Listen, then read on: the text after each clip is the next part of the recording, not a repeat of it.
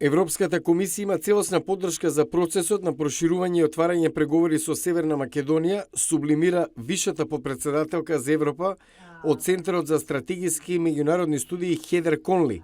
Признава, несогласувањата на релација Париз-Брисел се видливи.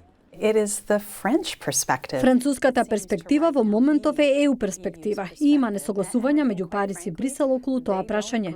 Нејасна е политиката на Европската унија. За пораката од Европската унија до другите земји во Балканот, кои се гледаат себе си во слична позиција како Северна Македонија и Албанија, кои не добија датум за почеток на преговори, за Конли пораката е разочарувачка. Ако решавате тешки предизвици, нема да има награда, нема да следи охрабрување. Затоа целиот регион прашува која е политиката на Европската унија кон него. Француската влада никогаш не била фаворит на проширувањето на ЕУ, вели оваа аналитичарка од Вашингтон. Според неа, председателот Макрон од преземањето на функцијата е јасен дека сака реформирање на Унијата и натаму се големи разликите меѓу Париз и Берлин или Париз и Брисел од друга страна, за тоа како да се изведат реформите. Добра вест за Северна Македонија е што промената на името ги отвори вратите на НАТО. Тоа ќе ја зголеми безбедноста на земјата.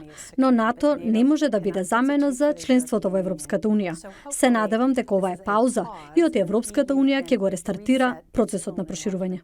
За одржувањето воредни парламентарни избори во април во Северна Македонија, како реакција од недобивањето датум од ЕУ и политичките калкулации на премиерот Заев, Конли вели.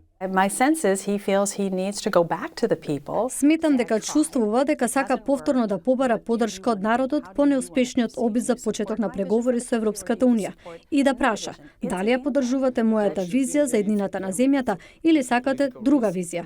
Ризикува, но сака појаснување каде да се движи земјата. Предизвикот на надворешната политика на САД од секогаш се потпираше на продолжување на процесот на проширувањето на Европската унија, но сега тоа е доведено во прашање. Западниот Балкан сега е високо на агендата на надворешната политика на САД.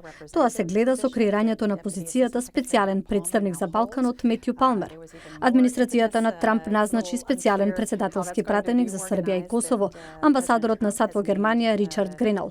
Тоа зборува дека има свесност за поголем фокус и внимание кон регионот.